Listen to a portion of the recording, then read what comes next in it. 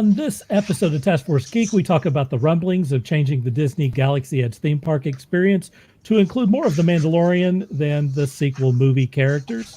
We'll also talk about what that means for the two factions within Lucasfilm, plus whether Marvel Studios can reach the heights of Endgame again, and our suggestions for comics for new readers, and a little bit about Doctor Who. And that's all coming up now.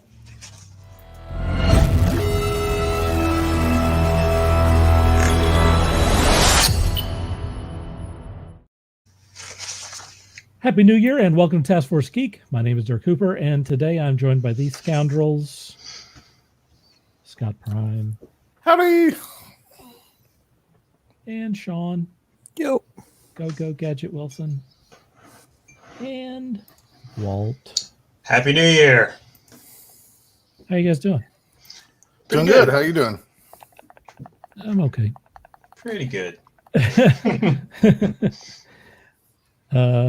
Look who's first tonight.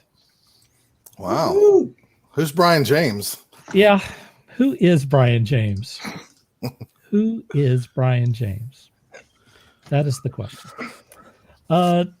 We are broadcasting live. Let's see if I can get to my stuff here. To my stuffs. We are broadcasting live from my Facebook account, which is that right there, and from YouTube, which is that right there, and also on @DarkCooper+ on Periscope and Twitter. That's going to change soon. Uh-oh. They're getting rid of Periscope, so it will just be on Twitter if possible. I actually got in touch with the people at StreamYard and said, what are you guys going to do when they get rid of Periscope? And they're like, we don't know yet. It's like, that's interesting. That's pretty awesome. Let's get to some. Here's more comments. There's our buddy Steve. What's up, Steve? Who keeps saying he's going to come up here. We're waiting. Steve is second. Andrew says hello. Hey. Happy New Year to you all and everyone who is watching. Let's get this show on the road. What do you say? I'm down. Let's go. Rock and All right. roll.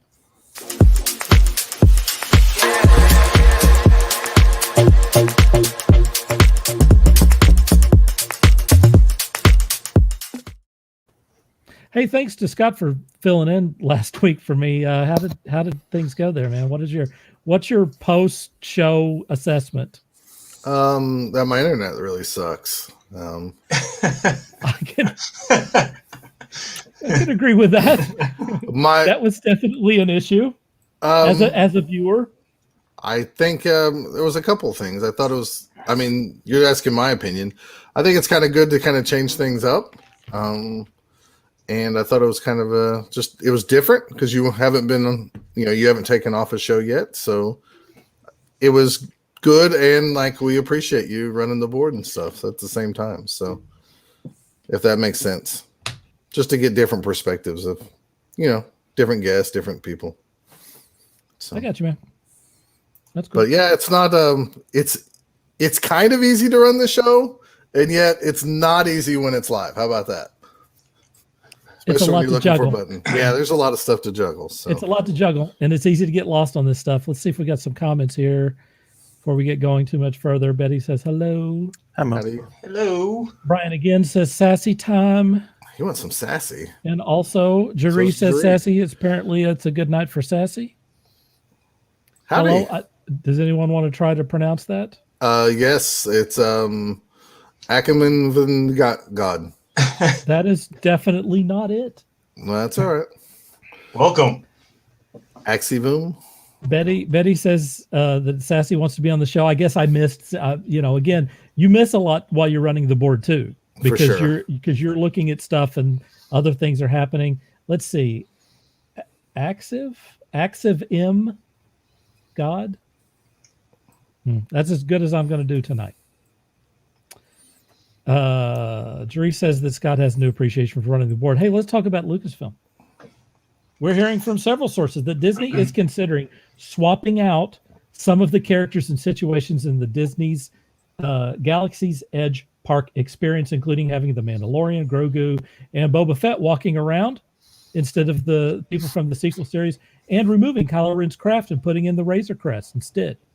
Quote from, we got this covered, there have been reports time and again about the conflict brewing among executives within Lucasfilm about the kind of direction Star Wars should take, especially in regards to the amount of backlash surrounding the sequels. And while there isn't strong evidence to back this claim yet, it would be an ironic development to realize that the creators are just as divided as the fandom when it comes to determining what the galaxy far, far away should be about. The report says that Disney Parks chairman Josh D'Amaro, at the behest of Bob Iger, who is no longer with them, has started the process of determining the costs and logistics for making this transition in both of the Galaxy Edge theme parks. So it certainly seems to be that the Mouse House is determined to see it through in the near future. So I guess my first question is, do you think Disney, given this news about the theme parks and stuff, do you think Disney is moving away from the sequel series? And I will go to Sean for that first. First and foremost, this comes from We Got This Covered, which I don't trust this site all that often. It's not just coming from them, though. I agree with that. I agree with your assessment, but it's not just coming from them. It's always take it with a grain of salt. As far as changing anything up, I've heard and read from a couple of different places that the sequel trilogy obviously did not do what they wanted, what Disney wanted, and that's showing in the financials. And so shifting to something that is more successful in the franchise, why not?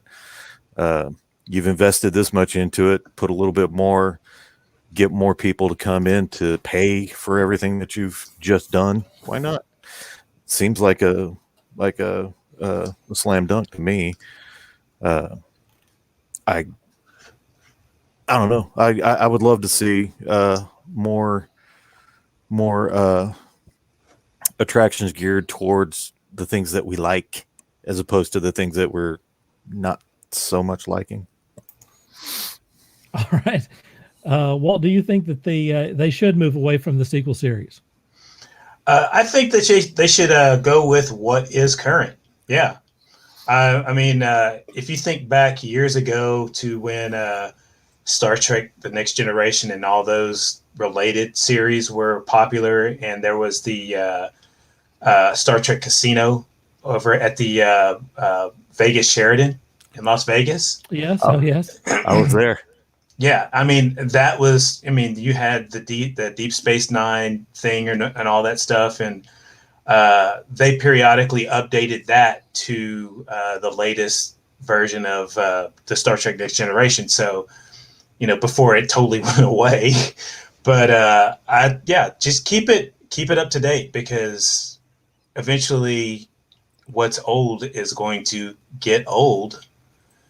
And people will get burned out over it. So, if it is a thing, grain of salt, like you said, make it happen. Scott, do you think that Kathleen Kennedy is going to get her contract renewed? I have no idea. I really don't know. I don't know enough about her to know if it is or not. I don't know if she has a lot of ties into the Mandalorian, the success of the Mandalorians. I mean, we know she could claim that she was part of the success. So, well, she can claim that. I mean, they're still living off that high after probably the failure of the whatever the sequel movies are called. And as for the theme park, I mean, Disney does this with their regular theme parks. True. They change things out often because they want you to, not only do you need to like save $5,000 to go there with your family for 2 days. Is that what it costs? They want you, well, I don't know what it is, but it's not cheap. They want you to come back every couple of years. And right. If they change the park up, you're going to want to try to hit it when they, change stuff up. And besides, that's a good point. They just don't trash these things. They go put them in a garage somewhere, for the most part, and then they can always pull them out and say, "Hey, we're bringing back this, what I want to say exhibition. That's probably not the right term, is it? That's good. But you know what I'm saying? Like, this feature, we're going to bring back Kylo Ren's Kylo Ren's ship, so if you haven't seen this in the last 10 years, it's coming Great back point. Yep, for 2 great point. years and you can come visit it. So like, no, I mean, why would you not? Disney like upgrades stuff I haven't been to Disney in over 25 years, but I'd almost be willing to bet there's not like a Robin Hood ride from the old, the Fox is the Robin Hood character thing out there. But I bet you there's something to do with, what was the Let It Go song? Frozen. I bet you there's stuff out there like that. So, I mean, you got to go where what people want to see. And I promise you, if I said we're going to Disney and we have a choice of seeing like Kylo Ren walking around in Rey or Grogu in The Mandalorian, even though my kids haven't watched it, they're going to pick Grogu over it in a second. So, Grogu's a little hot right now. Hey, to the Great Council. Hey, what's up? Those guys are awesome over there. It's good to see that they're chiming in. Maybe they have a good comment on this. They kind of know this stuff backwards and forwards. We're lucky to have them around. My thought is that when they released when they opened up the park with the Galaxy Edge, they were a little upset about the response on this thing. Like they were expecting people to come flooding into the park and take them down, but apparently that's not what happened, and that was before the pandemic. So they've had it's been about a year or something since they opened this thing up, and it hasn't been getting a lot of attention. So obviously, Disney's not going to put up with that. Disney wants 100 million people to be in there, all the time. That's where they make their money. They make their money on licensing stuff, and they make the money on the theme parks. So the bottom line with Disney is going to be, are we making money off of toys, and are we making money off the theme park? And if they're not, there's going to be some changes. And I think that, we know that most of the people out there, the Star Wars fans, are a little upset at the way that the sequel movies landed. While they might have been happy with certain parts of it, I think by the end of it, when the second movie was a refutation of the first movie and the third movie was a refutation of the second movie, you got a problem there. That's an issue. And you have to look at the person at the top of the deal, which is Kathleen Kennedy. And, lately there are rumors that there's a little bit of a civil war going on. And part of that is evidenced in this new High Republic thing that they are releasing now. And some people are saying that this has Kathleen Kennedy all over it, and that there is it's very much unlike the coolness of the Mandalorian. It's kind of are you guys familiar with the High Republic stuff? I'm not that familiar with it. Has anyone looked at it? Okay, well, Scott's got a comic. Have you read it?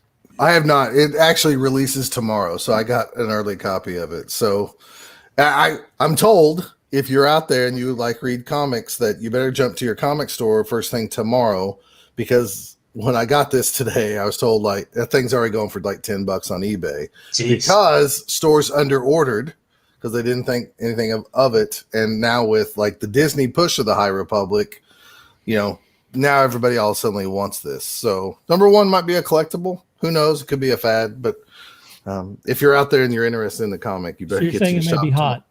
I'm saying my store is limiting one per customer. Okay. So if you want one, you better call. Yeah, for sure.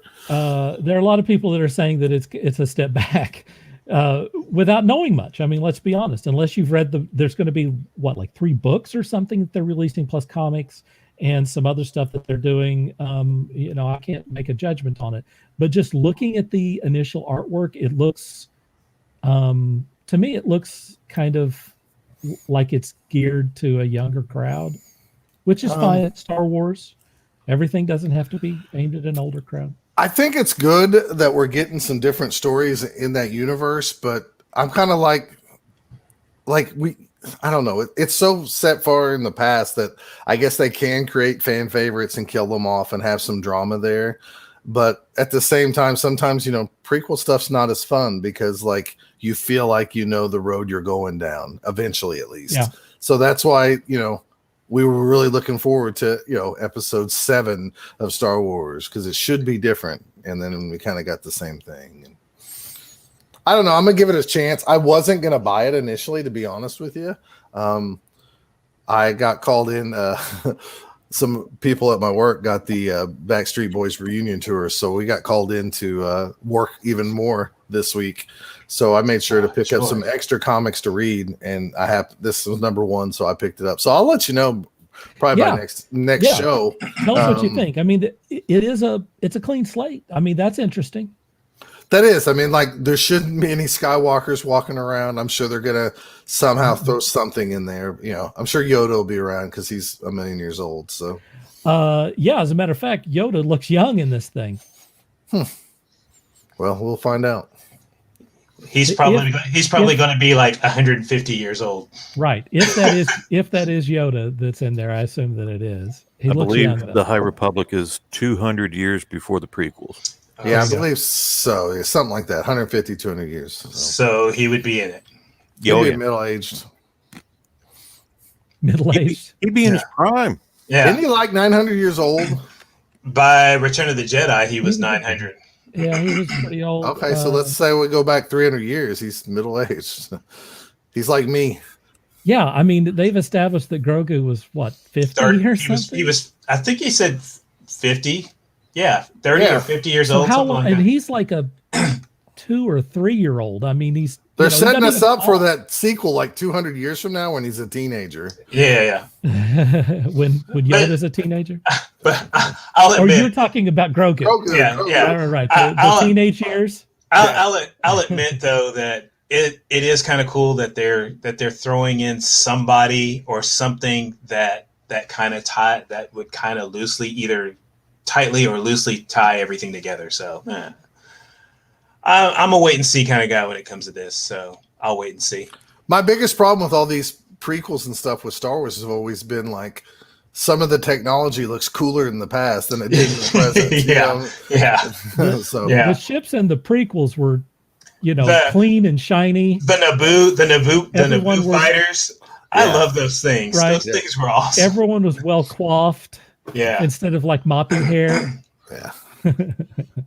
There's actually a big deal about how they had to dumb down a lot of the tech in the prequels so that it would transfer over to the. Really? Okay. Yeah. Oh, not to change the subject, but there was the same thing in Star Trek Discovery with Pike. Yeah. In Discovery, they've got a ship that can literally go anywhere in the universe, I guess, instantly. And obviously, they don't do that in the rest of Star Trek. Holographic, the holographic controls and all that stuff. And Pike openly says, "I don't like that stuff." That's right. Yeah, that's right. They had an issue with that. So that's my tangent for the night. Ken says, "Hey, what's up, Ken?" Steve says they got build your own lightsabers, but he wants a build your own working life-size X-wing. I second that. That's going to be expensive, buddy. I would totally be into that. Or I'll take a 1/6. A BSG Viper or. Sean wants to build your own Stormtrooper armor. Well, I can get that online. That's no big deal. Okay. I just can't afford it, and I'm too fat to fit. Or you can join the Mandalorian club, and they'll send you all the specs to make your own Mandalorian armor. So, does Princess Leia say, "Aren't you a little fat for a stormtrooper?" She would if my butt was opening up the door. I'm sure. Steve's ready for the GoFundMe for the X-wing. It's only gonna, kids on the same. Depends on the same deal. Yeah, there you go. Hey, by the way, go check out the Great Council. They're on 8 days a week. Yeah, they're literally on like everything. When I'm working from home, I put them on in the background so I can have some concentration conversation to listen to. So yeah, it's good stuff. Wait a minute. Also, I 3D printed my own MADN. You're going to tell me. Oh, Mando helmet. You did? Like for real? That's awesome. That's cool. I gotta see that. that sounds super awesome. That sounds super awesome. All right, we're getting on to our next subject here.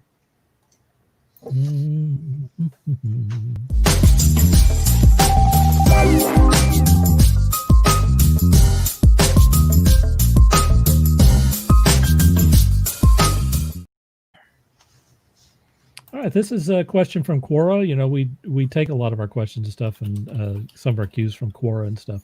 The Quora Taskforce Geek space has over 530,000 people following it, which is pretty insane. Anyway, this was a question that I had quite some time ago, and since we're on the cusp of a WandaVision series, I think it's help me out, the 15th? 2 weeks, the 15th, yeah, like 2 weeks. We've had a serious break between parts 3 and parts 4. Phase 3 and phase 4. Phase 3 ended with the Spider-Man movie, and we were supposed to get Black Widow earlier last year. That obviously didn't happen. That was delayed, which delayed every other damn thing in the universe. And so we're finally, this is the beginning of phase 4 of the Marvel Cinematic Universe with WandaVision. And so the question is, do you think that the MCU is going to decline in popularity with phase 4? Or are you really excited about some of the stuff that's happening in phase 4? They're just going to pick up right where they left off? Has there been too much of a break? Was the break good? What do you think about it? First, I'm going to go to Walt. Well, after Wonder Woman 84, I think everybody is ready to see WandaVision. I still haven't seen Wonder Woman. Oh, my goodness. I'm not even going to talk about that anymore. So you guys talked it down so much that I wasn't, terribly. After seeing the last trailer for WandaVision and reading more, actually last week I went back and I watched the Falcon and Winter Soldier trailer. Yeah, another 5 times in a row, just to clear your palate. Just to clear my palate. So you are excited. I'm really excited to see the break from because I still think the Captain America movies were the best movies of the Marvel 1 through phases 1 through 3. Right, and a lot of people. And as far as the individual heroes, I'll just say the individual hero movies, those are still my favorite. It's going to be strange moving forward without Captain America. But, from the little tidbits that I've been learning from Falcon and Winter Soldier, I'm liking the direction that it's going. I want to see the quirkiness with WandaVision. As far as the other things that are in the future, I'm really more interested in seeing the TV shows, the series. Like the She-Hulk. I want to see the mood for that one because it's going to be a straight up comedy. So I'm looking forward to that. Moon Knight. I've been wanting Moon Knight for a long time. So want to see that. And as far as the movies go, I really want to see Shang-Chi. Because basically this could be Marvel's first kung fu movie. And after the disappointment with Iron Fist, it could be a quite interesting thing. So I'm really excited for it. I'm just really excited to see what's coming up next. So the only thing that can go wrong is if they have their Wonder Woman moment, which I don't see that happening anytime soon. They haven't misstepped yet. And you know what? They're going to have to fall really hard to have a Wonder Woman moment. Yeah, I mean, wow. Was it after 22 movies? 22? Is it 22 movies? And nothing has been a disaster. I mean, of course, like everybody kind of bags on Captain Marvel, but I even enjoyed Captain Marvel. I mean, was it the best out of the series? No. But I still enjoyed it, and it progressed the overall story of the MCU without anything, eye rolling, I should say. But no, I mean, 22 movies, and they haven't, they've at least got a triple, in a baseball game. So no, I am waiting for that one big mistake, which I don't see it happening anytime soon, but hey, I'm excited. I'm playing a dangerous game here because I'm trying to do two things at the same time. I'm trying to follow up on I'm trying to follow up on this right now. I'm looking for that. So I'm going to go to Scott here on this subject. All right. So the subject is are they gonna fall? No, Are they're they? not gonna fall. Are we? Yeah. Are they going to drop the ball in this phase? One thing I've learned over this era where we're not going to movie theaters is like people still want to watch a lot of TV, and I don't consider myself one of them, but I really believe over this like Christmas break, I believe my children did their best to like make sure they watched every show on Netflix, and it just boggles my mind. So there's more people out there like them than there is me. So they're craving something to watch and just enjoy and keep them sidetracked. And, that's what people do, And so, no, I don't think this is going to do anything. If anything, it might help Disney in some ways because, with the COVID stuff that's happened, it's kind of, made them focus into like, well, we still want to sell. We want to make money because we're in the business of making money. So let's maybe focus more stuff over here. And so we might just get higher quality shows, and maybe even stuff that I'll end up trying and watching and enjoying. I mean, you guys got me to watch Mandalorian after I avoided it for almost a whole year. So there you go. Well, and you didn't hate it mostly. No, I didn't hate it. Mostly. No, it wasn't no Wonder Woman 84. That's for sure. Oh God.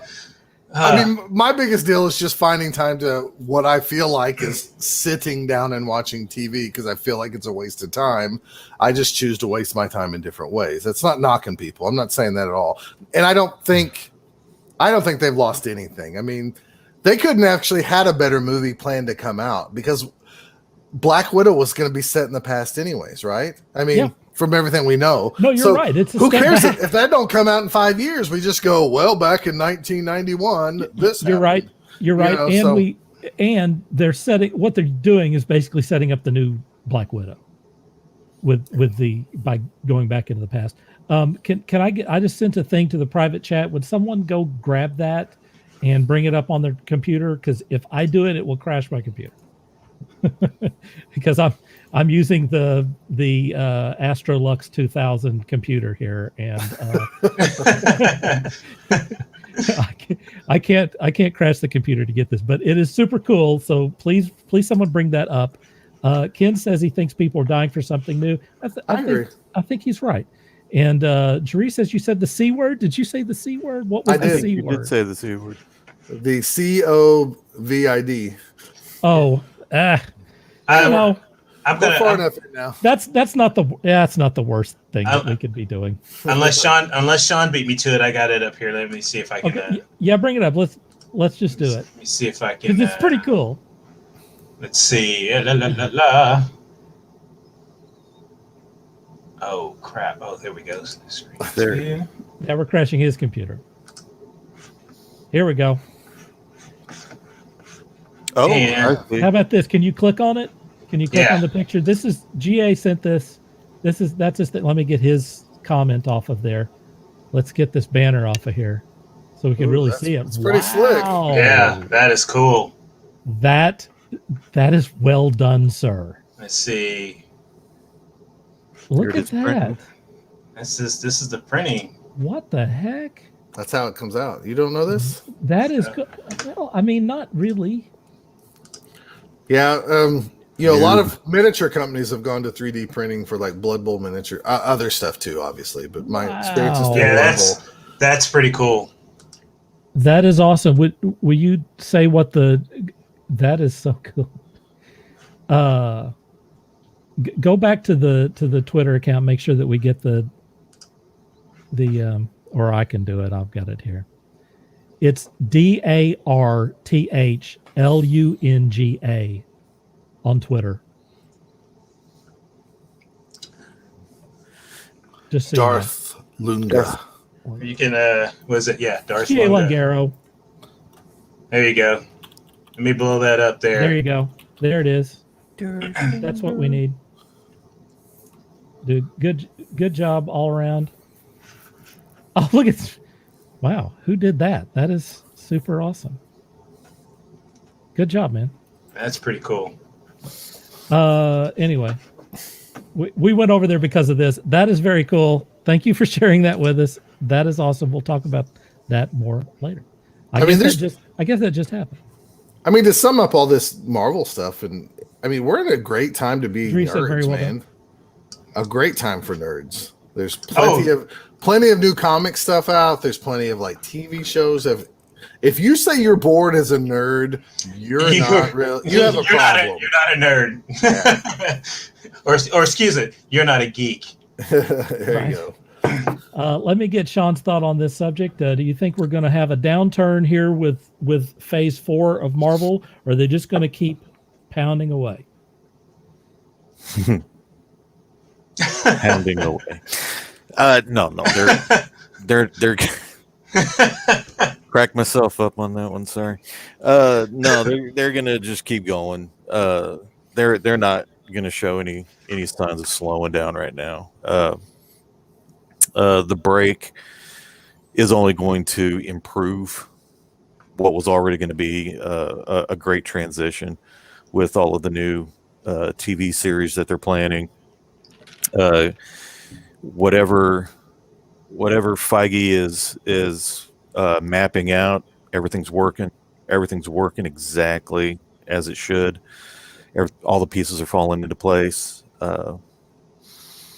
Yeah, I don't see any issues or any stumbling blocks that they're going to hit anytime soon.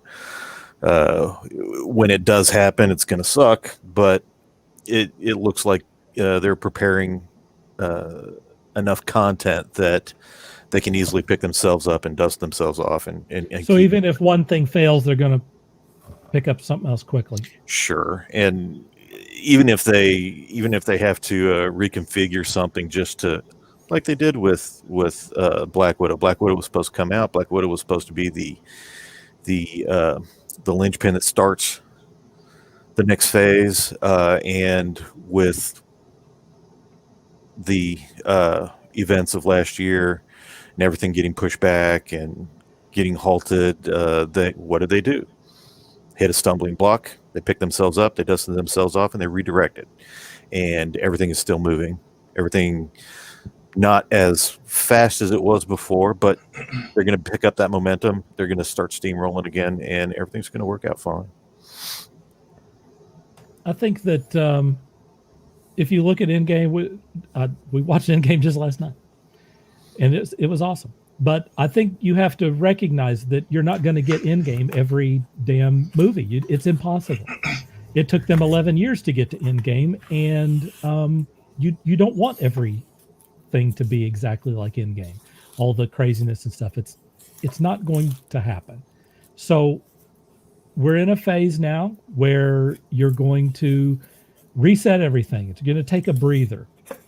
You're going to begin to be introduced to some new characters and some new situations. We're definitely getting into the multiverse. We're definitely getting into time travel. All of that's coming. It's going to bring us Kang. It's going to bring us Doctor Doom. It may bring us Galactus. We don't know. We're going to get the Fantastic Four. We're going to get the X-Men. The X-Men probably not coming until the next phase. But all of these things are coming. And right now, rightly so, it's going to be a breather. We're going to, we've had a sprint, and it was exciting and amazing. But now we need to take a little break and introduce some new characters and stuff. And I think that's what we're getting. But that also means that, I think it's an exciting time. I think we're going to get a lot of kind of wacky things. The Spider-Man movie looks more and more wacky the more I hear about it. This WandaVision looks pretty wacky. They're obviously tying those things into Doctor Strange. So all of those things are going to be connected. They clearly have a plan. Unlike the sequel series of Star Wars, they're going someplace with this. They are doing a lot of things on television, which is awesome. I think that television is going to be where everything is happening for about the next year. We're probably going to have all the developments on television, and I think that's cool. So, is it going to be the heights of Endgame? No, and it shouldn't be. You don't want that, and there's no way that you could do that. You have to build things up again. 11 years from now, maybe we get something like Endgame again, and I suspect that they're building towards that. So that's kind of my thoughts on that. I'm ready for some just standalone good hero movies. Oh, that same here. aren't super tied in. I mean, that was amazing that they pulled that off. Yeah, And, man, they really did do it. I'm just They ready really for did a do few that's not 100%, where you have Scott waiting on the edge going, what's the next thing that this is going to lead into? I just want some good superhero stories. I have no idea what they're doing with Eternals. I have no idea. Me either. I mean, I can't Which is awesome. I can't even begin to guess. So I'm just like, I can't wait to see what they do with it. I mean, it's the feeling I get from it is the same feeling with Guardians of the Galaxy. It was like, Exactly. really? You're going to do Guardians of the Galaxy? And then Exactly. boom, we're punched in the face with Guardians of the Galaxy, and it's the greatest thing we've ever since sliced bread when it comes out. It's based on from what I've seen, it's based on a Neil Gaiman story. So that's not bad news. No, that's awesome. That's great. So, and then it also gets back to the feeling or what I've said before in the past about long-running TV shows, specifically action shows, like take for instance the X-Files when they did the movie, and it was such a big disappointment. Oh yeah. I see. Yeah. You can take movies and make those your season finales, or your big epic season finale. Mm-hmm. Like every 2 years, here's this big movie, and here's all the characters from all your TV shows in this movie. And in a way, I kind of get that feeling that a little bit of that is going to happen. I mean, like right now after all this, nobody has talked about any of the characters from Agents of S.H.I.E.L.D., and there was, didn't they say that there was rumor? They kind of went out with a whimper. Yeah, but there was talk of, the way that series ended, that maybe there might be a S.H.I.E.L.D. Academy or whatever, because was it Ming-Na Wen's character wound up being at the Academy? That would be an interesting kids show, so. Right. I would like to see them. I'd like to see them bring the Agents of S.H.I.E.L.D. back into the MCU. Oh yeah, definitely. It would be great to see them pop up at a scene somewhere. One or two of those characters just pop up at a scene. Right. That was the baby of that guy that was the thorn in Feige's side. Yeah. And I suspect that may be the death knell of those characters, which is unfortunate because they did have some cool stuff going on. They really did make that show good towards the end. So hopefully they can with the multiverse of madness, they can bring in a more representative of the original Agents of S.H.I.E.L.D. and Nick Fury and the Howling Commandos and whatnot. That would be pretty. That would be. And we can't keep Sony out of this too. So the Spider-Man movie introduced damage control, and that in itself is a story. Oh yeah. Damage control. So. And from what I swear understand, they were talking about a damage control television series a long time ago. Yeah. From what I understand, Sony's wanting Venom more integrated into the MCU, and there was rumors here recently that they just signed a brand new deal with Marvel. That I would like to see Venom written by the people of the MCU, written by the MCU writers. Oh yeah, definitely. So we could possibly see that introduction into the TV series and. That would definitely, that would make that character better, I think. Fresh News says, what happens when people stop watching comic movies? What's the next blockbuster? People have been saying that comic movies are over for the past 11 years.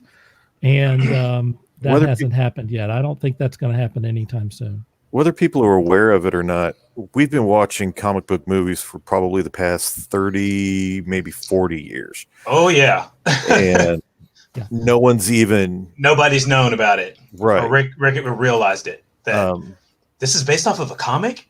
Right. Yeah, it's based off of a comic. You look at like Time Cop comic book, Road to Perdition with Road to Perdition with Tom Hanks. Comic book. I mean, they've been around. They've been around longer than Bulletproof anybody. Monk. Umbrella Academy. Umbrella Academy. Yeah. So I mean, they're never going away. It's never going to happen. Now the focus on superheroes may shift gears. Yeah. But they're never going away. Steve says that he thought the Spawn movie was going to end comic movies, but that was really before they got started. And ironically, we're about to get another Spawn movie. Yes. By the way, which could be awesome. Written and directed by its creator. I don't know. Which means know if that's good, but could be awesome. It might not be. It might not be. Yeah. I mean, there's no bigger Todd McFarlane fan than Todd McFarlane. So, we'll just have to see. He is his own best fan. Look, he makes some pretty cool toys. He does. I saw every incarnation of Fantastic Four. I've seen every, I saw the made for TV Avengers various movies with the TV version of Thor, the TV version of Hulk, the TV version of Captain America. Yeah. Back in the 80s, I think it was. Don't forget the 70s Doctor Strange TV show. 70s Doctor Strange. I've seen all this stuff. Yeah. I got no worries. Yeah, none. I agree with that. All right. We're going to go on to our next subject. Here it comes.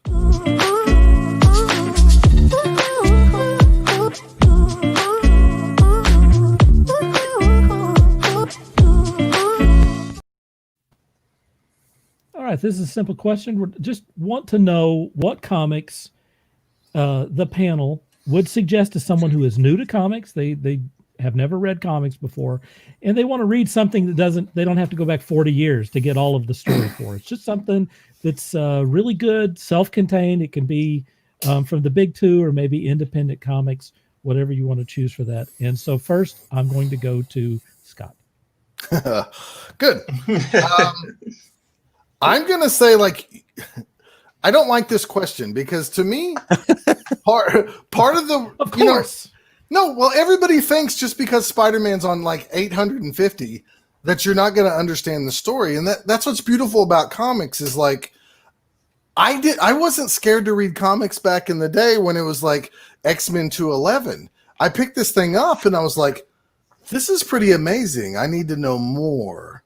And then I could go find the stories I want to read and stuff like that. Now, maybe I'd be more intimidating if there was 800 previous issues versus 200 previous issues. So I do get that. So one thing I'm going to say, don't be afraid to try comics. Just go get them. Most comics are written so they're in the middle of a story arc where you can pick up part one of this Batman story. You can read it, you can get out and move on because they're planning on trade paperback in this thing to sell as an individual volume. So just don't be afraid for jumping on points. And comics now more than ever start over at issue number 1, and they have the legacy number on there. So you can still, if you're a hardcore collector like me, you can say I still have the last 700 issues of Avengers, but really it's number 12, or something like that. But if I had to give a recommendation to an adult, I would say read Saga. Saga is, as an adult, the best way I can describe it is as a child seeing Star Wars and just constantly thinking about Star Wars. It's in your brain. You wish you created it. You wish you could hear more stories in this world. You want to read more. You can't get enough. You wish there was toys that you could play with, and there was for Star Wars. That same feeling as an adult I get with the series by Brian K. Vaughan, and I think his name's Fiona Staples. I want to say that's the artist name for Saga. It's kind of like a space opera type story, but it's very adult themed. If you like love, it's in there. If you're a parent, there's something for you to connect to. If you're, like I said, a sci-fi fan, there's stuff in there to connect to. It's very magical, and it's something I really didn't want to like, but I just can't help loving it. And every step of the way, it's something that I'm excited, and I want my kids to turn 16 or 18 so I can say, please read this for dad. I know you might not want to. Just please read the first 18 issues. Let's talk about it. And if you want to read more, I got more for you to read because it's really fun. I really, really hope my kids give this a chance because it's just magical in all ways. As an adult, now there's adult themes in there. You know, there's going to be some things that I wouldn't give it to my 10-year-old to read right now, but I can't wait till my girls turn, 16 or so, and I hand this off to them. And I've always wanted them to play Blood Bowl with me, right? Like my dream would be like going to a Blood Bowl tournament, taking my girls with me. We play all weekend.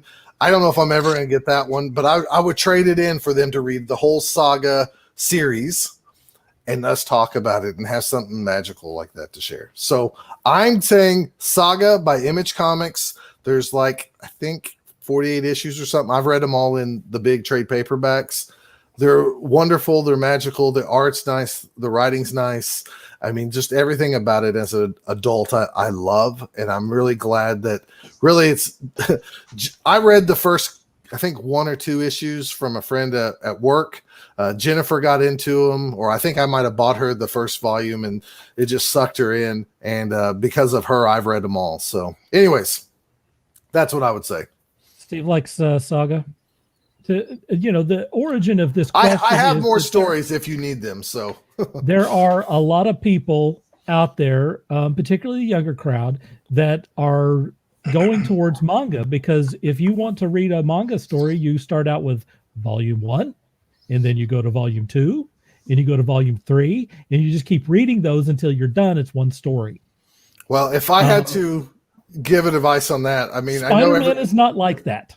No, it's not. There's stories, and you just got to accept it. It's hurting the American comic book industry because people are picking up the very cheap black and white manga volumes, and they know that they don't have to, look for other stories on the thing. It's a complete story on this thing, and that's the reason why I mentioned it. Although I do the same thing that you do. I dip in and out of the Batman or whatever, depending on who's writing it and who's drawing it and that sort of stuff. I think you have two type of comic the idea people. is to try to get someone hooked. You want to get them hooked on comics, like they go, wow, this is really awesome, and maybe they would then pick up some other stuff and try some other things. It feels like over the years I've seen comic readers are I don't know the way to say this without sounding condescending. It seems like there's comic readers who I buy everything Spawn. I love Spawn. And it doesn't matter who does Spawn. They're going to buy it. The spam. Well, or I love Deadpool. I'm going to read anything Deadpool. It doesn't matter who does it. And then there's people like me who I love certain characters, but I follow creators. I'll give this guy a try because it was something – I'm going to try this. I'll give it a shot and go, man, I really like this guy. What else did he do? If you're going to read manga, I highly suggest, and I know people are thinking I don't want to watch 2 guys having a cockfight out in the middle of a desert, yelling at each other, which is Dragon Ball Z. Dragon Ball is a fabulous, well-illustrated manga that is just, it's also magical. My youngest daughter started reading just regular Dragon Ball manga. It is beautiful. There's some humor in it. It's not like Dragon Ball Z at all. It's night and day different, but it's really good too. There's a story by Joe Keatage in the Glory series, which was a Rob Liefeld property that he handed off and let somebody else read. You don't need to read any other issue of Glory to have a backstory at all, because he just says, I'll take this character named Glory and I'm going to change everything about it except for the name Glory. And it's also a fabulous 12-issue series. It's also in hardback if you ever want to read that. It's amazing stuff. So there's tons of comics out there, but don't be afraid to just try something. That's what the magic is about it, right? I mean, Sean, what do you think? What's your pick? I don't read a whole lot of comics anymore. I'll find a story every now and again, usually a graphic novel, and I'll read it. But for me, the jumping on point, which I highly recommend, is Savage Sword of Conan.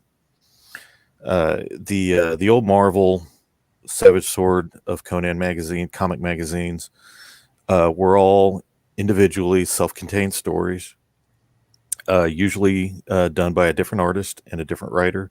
Each issue had its own little flair to it.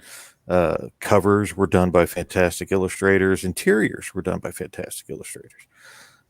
Stories were, just absolutely wonderful if you're into, fantasy style stories. I can't think of a better medium, or a better book, I should say, to if you're looking to get into comics. That would be my pick to jump on board. All right, what do you think? I actually have two, and funny thing about this is that a lot of people want to get into comics and not have to worry about tons of backstory. I'm going to recommend two that are about. One is about backstory, and the other one is the destruction of backstory. All right. So I'm going to start with the destruction of backstory, and everybody will probably agree with me on this, and that's DC's Crisis on Infinite Earths. When they decided to combine the multiverse into one at the end, but they basically destroy backstory. Right. So I recommend that. It was a 12 issue. It was a 12 issue maxi series, as they say, and you've got multiple Supermans, you've got multiple Batmans, and a lot of characters die. Right. And I'm not spilling any. I'm not giving you any spoilers or anything. But it's heralded as one of the greatest comic book stories of all times. So I highly recommend. That goes right along with all the multiverse stuff that's about to happen in both Marvel and DC movies. And every once in a while, I go back and because I have it as a hardcover, and I go back. What's and the I'll story? sit there. I walked away. Sorry. Yeah. Crisis on Infinite Earths. Crisis on Infinite Earths. That is a good one, and it's a great one to read. I mean, you could argue some people, if they come in with that same mindset that they don't know everything about the character, they won't read it. But it's still enjoyable. But my point was that it was the destruction of backstory. Yes. So you don't really need to know the backstory. What you're reading is the creation of new backstory, so to speak. So that was my first suggestion. My second suggestion is Marvel's from Marvel Comic. Oh yes. It's beautifully painted. It's a 4-issue thing. Alex Ross painted, and I think who is it? Kurt Busiek wrote it. Kurt Busiek wrote it, and it's basically telling you the story of Marvel from the beginning. From the common man's point, from the common man's point of view. So the story's being told by a newspaper reporter. So, and it's, like I said, it's beautifully illustrated. You get to see the emergence of the mutants. You get to see the emergence of Spider-Man, the Fantastic Four, and all these other things. Like, they basically recap some of the big moments in Marvel history at the very beginning. So those are my two picks if you're going to find, and they're in trade paperback too. So you can read them all in one big reading if you find them. Is there anyone out there that's watching us that has some suggestions on this topic? Please give them out. Did you show Steve's comment? This one right here. Saw it was a great read. Found it at the same time I found Lazarus. Oh yeah. I put that up while you were talking. Okay. Oops. Two people hitting the same button. All right. I have one of mine was Saga, so I'll skip that. The first one I'd say is Sandman. Sandman is a contained story. It's written by a multi-award-winning author, Neil Gaiman, at the beginning of his long and great career. Still going long, great career. Still going, still very much going. It launched his career. Sandman is really an amazing story, also for adults. So much is, I mean, they created a whole line of comics based off of, it basically launched the Vertigo comics, which now is gone, but the Sandman is definitely not gone. You can pick those up as trade paperbacks and follow it from beginning to end, or you can get in the middle of these things. Each trade paperback is a different story, but I'd suggest just picking it up from the very beginning and reading all the way through it. The Grendel series, which is they're not doing them anymore, but back during the 80s and 90s, the Grendel stories were really an incredible exploration of sequential art. They were written at first by Matt Wagner, but then other people were also involved in telling these stories. Always different artists, a lot of experimentation with the medium, always interesting stories that moved through time. I mean, it wasn't set in one particular time. It moved through hundreds of years and even thousands of years now. I mean, they do have a new Grendel story out, which has kind of a different tone to it than some of the other stuff.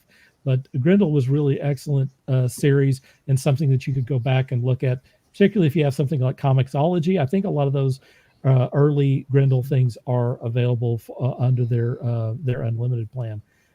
There's a new series called Monstrous, which is just amazingly drawn and set in kind of like a Victorian steampunk period, and has some very interesting characters in it and stuff. You will be dazzled by the artwork. That's really excellent.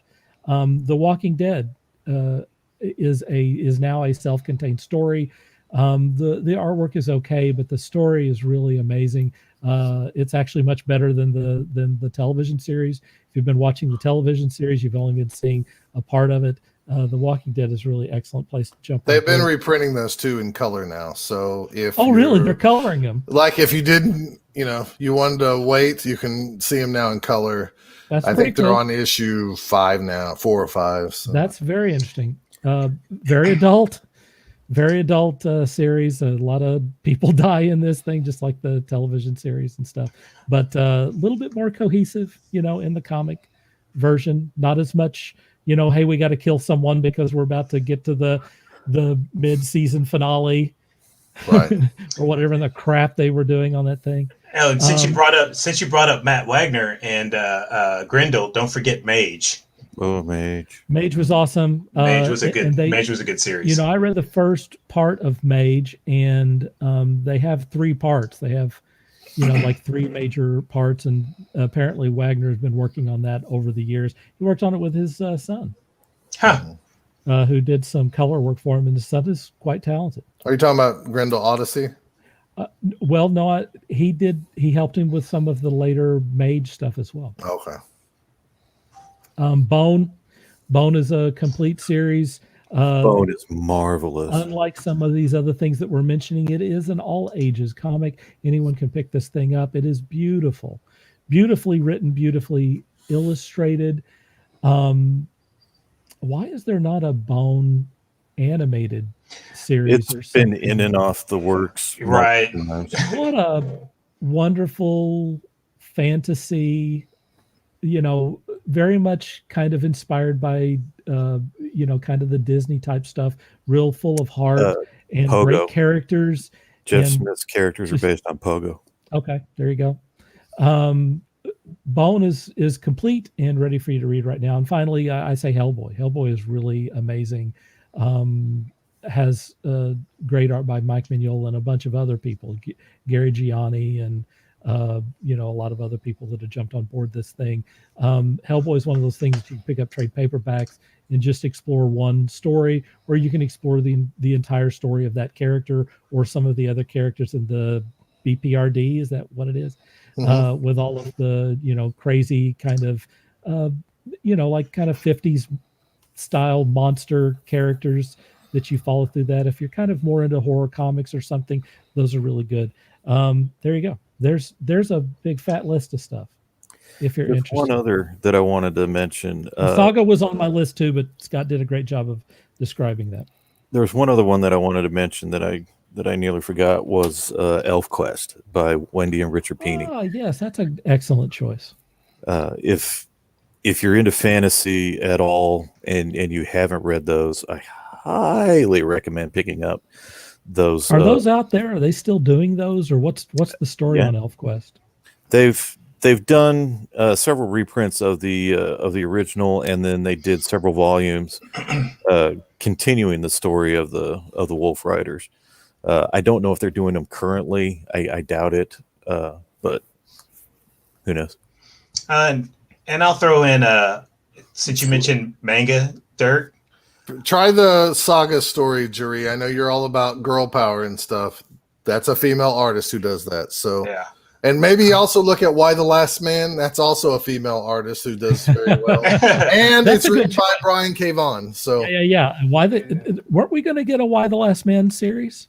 I think they're still working on it. There was supposed to be a movie too, and Shia LaBeouf was supposed to be in it. You gotta he's probably not going to be in it now. You got to give Why the Last Man more than 4 issues, and then it really starts kicking into. It is a really good overall story. That is an excellent choice. But I was going to say, as far as comics and manga, since you mentioned manga, Dirk, the Akira series.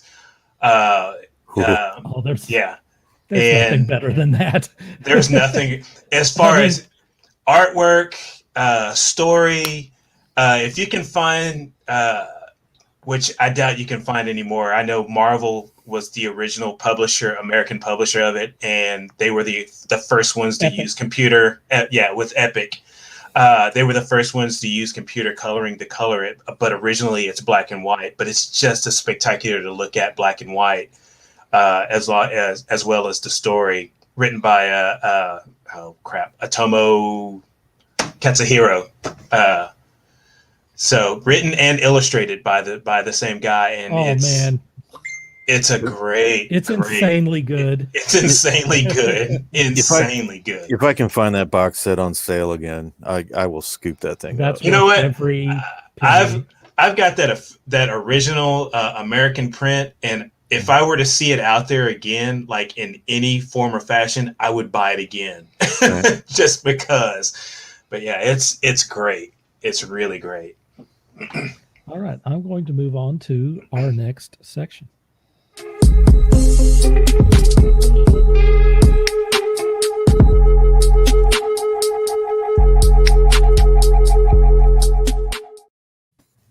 This is a subject that we've never talked about on Taskforce Geek, although it is a big deal on the Taskforce Geek Facebook group. It got a lot of attention. I don't know how much these guys have to say about this subject. Hopefully the people who are watching will help me chime in. I'm going to take this one first, since I do know a little bit about it. Jodie Whittaker is quitting at the end of the next Doctor Who series, when she will regenerate into the 14th Time Lord. We're into 14 of these guys. The 38-year-old has told bosses she intends to stick to the traditional rule of leaving after 3 stints in the TARDIS, like the majority of her predecessors. One insider said, quote, "It's all very hush-hush, but it is known on set that Jodie is leaving, and they are gearing up for a regeneration. Her departure is top secret, but at some point over the coming months, the arrival of the 14th Doctor will need to be filmed. It's very exciting."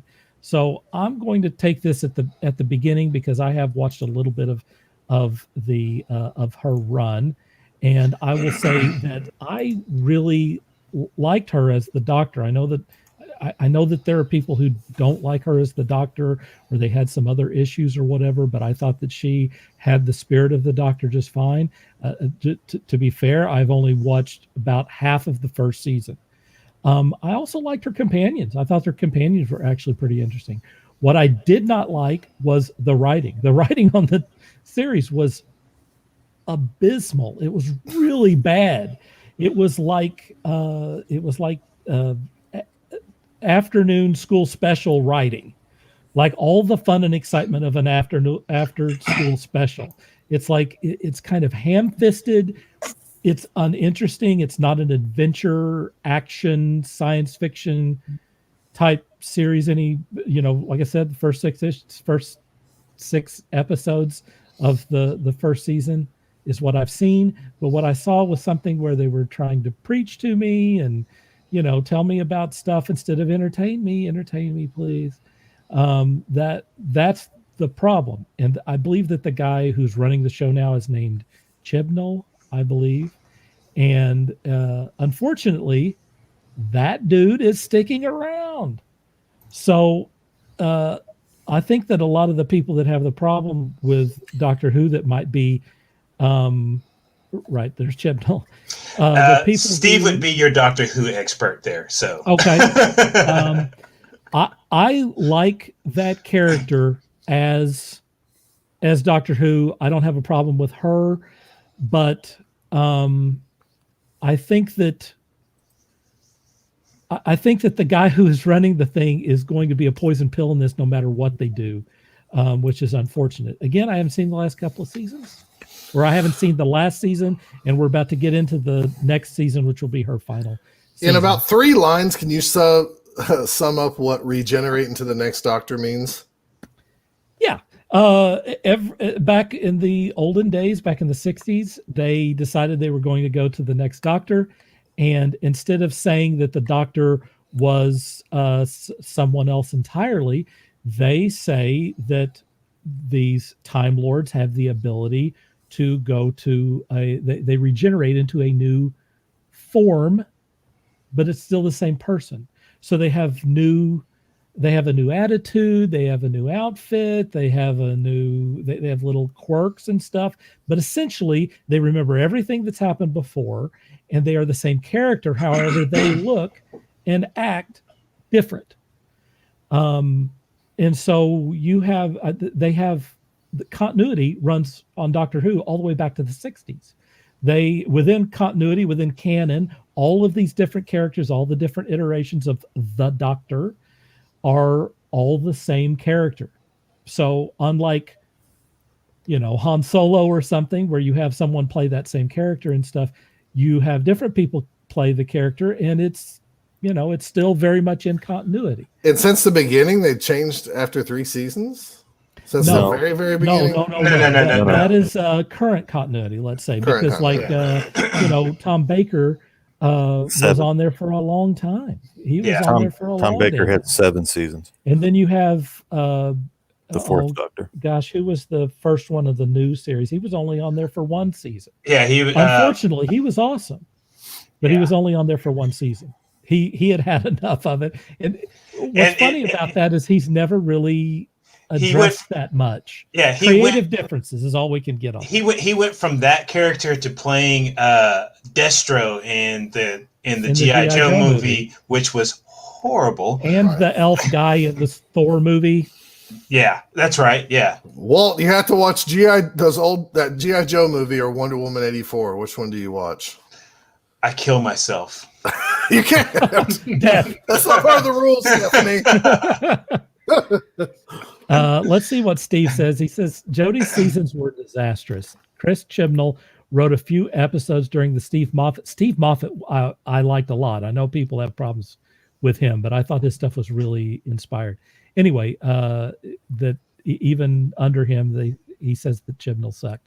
I feel as long as Chibnall has the reins, the show will lack anything resembling excitement. That's what I got, is a lack of excitement. And oh yes, Christopher Eccleston.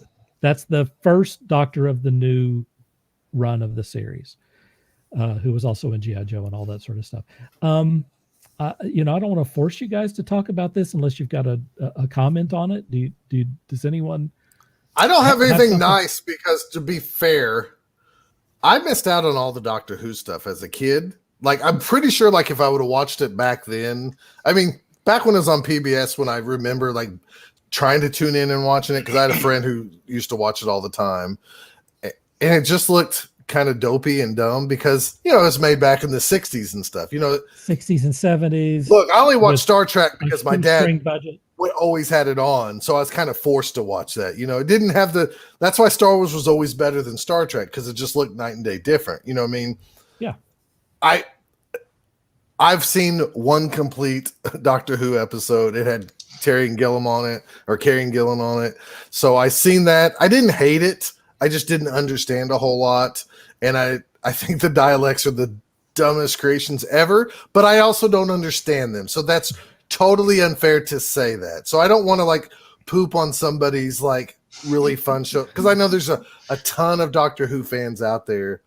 I do think it's cool that this is a cool way to kind of like, in some ways I'm kind of envious, because like we always had to have an excuse, right? If we get a new Captain America, we need an excuse. That's what I thought Endgame was going to give us. I thought they were going to snap fingers and everybody was going to be younger and they were going to have new actors to play those roles for the next 15 years. Right. That's what I thought we were going with this. But with this Doctor Who thing that you explained to me, you can get whoever you want, or somebody can come in for one season. Like, hey, I'm Wilford. Wilford Brimley was still alive. Then they have special events where, like, you will have multiple doctors show up at the same time, because it is time travel crap. Right. Okay. So they have like the big 50th anniversary event had multiple doctors, and they also introduced a guy they called the War Doctor, who no one knew about. It's like someone that they created and said, well, we forgot about this guy because he did something so terrible that we've removed him from our memory, which was pretty cool. Right. Yeah. And it's all within canon. Yeah. Well, I have the first 5 seasons of this new ongoing Doctor Who on DVD. Yeah. Okay. And it's really fun to watch. I just hate that it's not on my schedule of TV watching. And I haven't gotten to see any of these episodes with our first woman doctor, which I'd like to go back and watch them all, which I can, since I have HBO Max. Hey, is that where that's streaming now? Yeah, you can get it on there. So okay, that's another feather in their cap. Yeah, so I lose HBO Max in 2 days. I feel bad for watch you, all man. the Doctor Who episodes. watch all the Doctor Who. I haven't watched anything except for the Wonder Woman movie. So dude. But yeah, the whole concept. Did you get a preview of it or something? Yeah. I got a free thing for 2 weeks or whatever. Okay, 10 that's days. cool. That's cool. That's cool. I didn't know that you could do that. There's stuff on there I'd like to actually kind of watch. There's some anime movies and stuff on there, but I just haven't had time. So. But yeah, the dialects, it's funny. Scott says the dialects are the most ridiculous, characters or villains on there. But after I finally understood what the dialects were, they are probably some of the most evil. They are some evil. Well, they might be, but you just create things with like steps so they can't get around. They can't move around anyway. Oh no, they can fly. They can fly. See, I don't know enough about it. And that's what let me tell you something. Little 10-year-old Scotty, if he would have saw a dialect on the PBS show, I would have been in love, because those are robots, and they'd be like, "Oh, they're not robots. That's just it. They're not robots. Well, see, I don't know. There you go. They are Daleks. They're like Nazis. Yeah, they're like Nazis. They believe. Am I saying that right, Steve? They're the superior Daleks? race. Yeah. Everyone's saying it wrong. It's Daleks. Daleks. Okay. Yeah, I think I throw an I in there. They're like Nazis. They believe that they're the superior race and that everyone else must die. Yeah. That's a good villain right there. Yeah. They got some problems. They got some issues, man. Yeah, and they're little bitty people that roam around. They're like... so those are like mechs. They're like mechs. Okay. Yep. So they got little man syndrome. That's what it is. Issue with, like, the Doctor doesn't kill people. He doesn't run around with a gun. He'll kill a Dalek.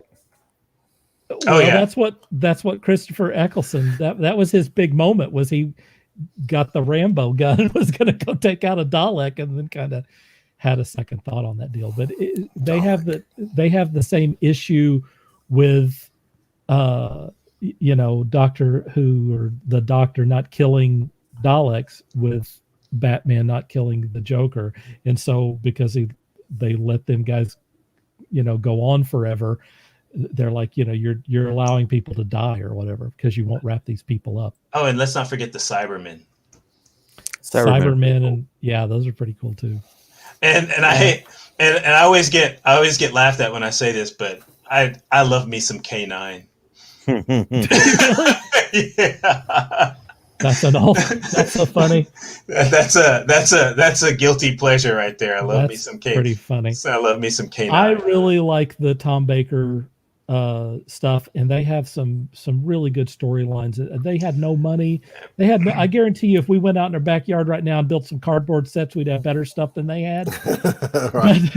But the stories were really good. The stories were really good. I want to tell you what got me stuck on Doctor Who when I was a kid, and it was always hard trying to find it on PBS, because I didn't know what time it came on.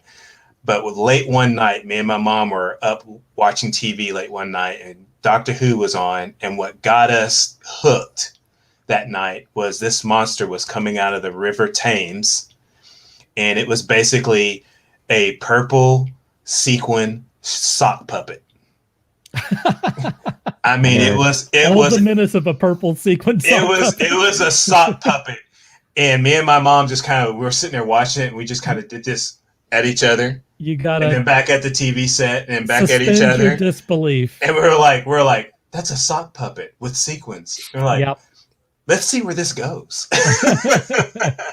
It's more imagination than it is execution. Right. Steve says Tom Baker was the bomb. Definitely Yeah, his doctor. Definitely.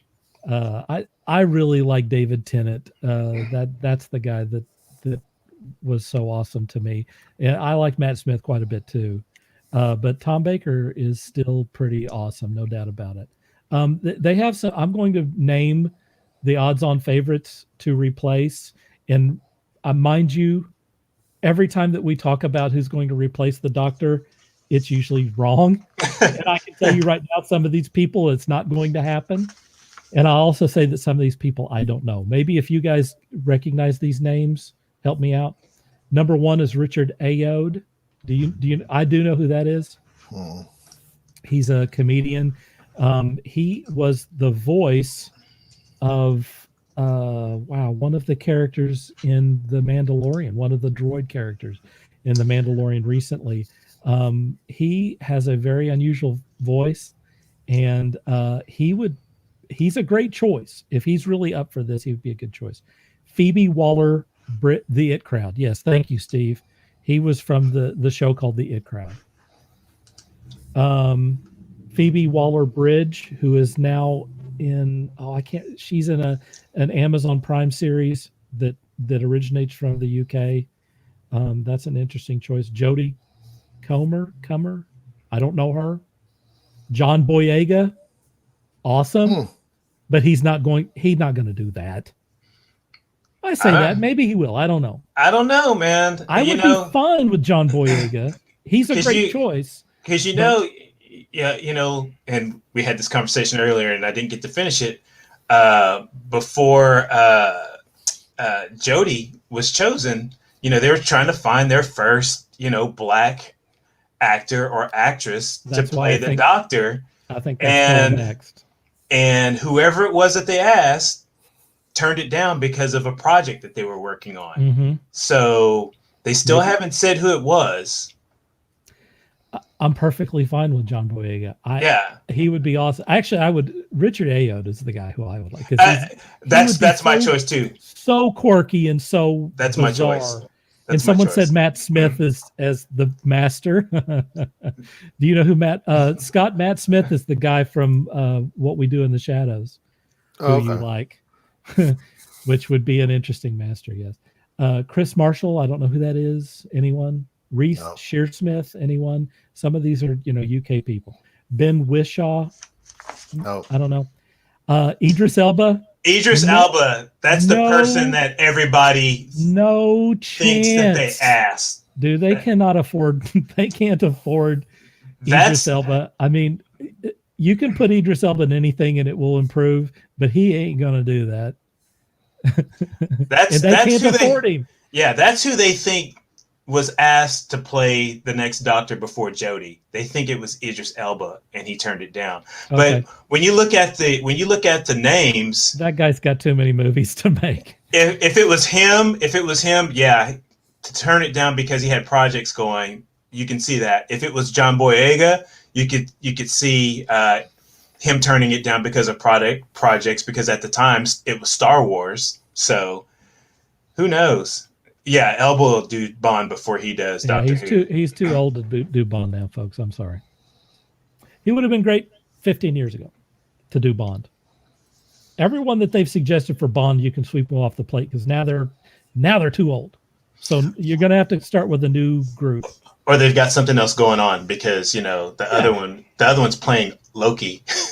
He's got his own series. So That's right. Well, he was a good choice too, but I mean, you know, the clock's ticking, folks.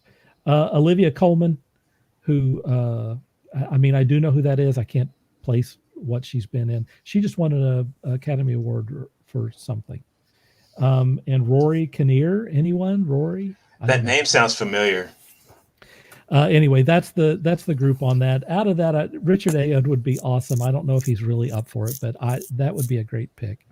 Do you guys have anything else on this subject that you want to get out there, Sean? Before I move on? Yeah, Sean, you want out on this? To me, Doctor Who will always be Tom Baker. That's what I originally That's a Sean answer right there. I feel you, Sean. I feel you. I understand. That's what I originally watched, and I literally watched him for at least 5 of his 7 seasons. Yeah. I saw the Doctor after him, and it just wasn't the same to me. Yeah. And I bailed. Although I will add, I did see the episode of Doctor Who where there was a Dalek that was it was like a museum piece, and I can't think of any of the actors' names. The assistant, Doctor's assistant, it was a blonde woman. She actually touched it, and apparently there was like some fusion of her and the Dalek, and the machine broke free of its bonds, and it started. You talk about you didn't know they could fly. This was the first time I had ever seen them actually hover and move and fly around and do all this.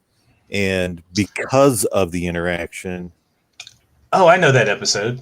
The Dalek was it was suddenly impressed upon with all these emotions of her, and it suddenly decided what it was, and it couldn't bear the thought of being what it was anymore, and it self-terminated, which they can't do, from what I understand. Billy Piper, thank you very much. And I that episode, I likes me some Billy Piper. That episode nearly brought me to tears. I mean, it was beautifully written. It was beautifully acted. It was an amazing episode. That was a good episode. Unfortunately, it wasn't enough to hold me for the rest of the run, and then my cable company removed BBC America from my listing. So damn them. That was the end of my Doctor Who reign. Yep. All right. We're moving on. Here it comes.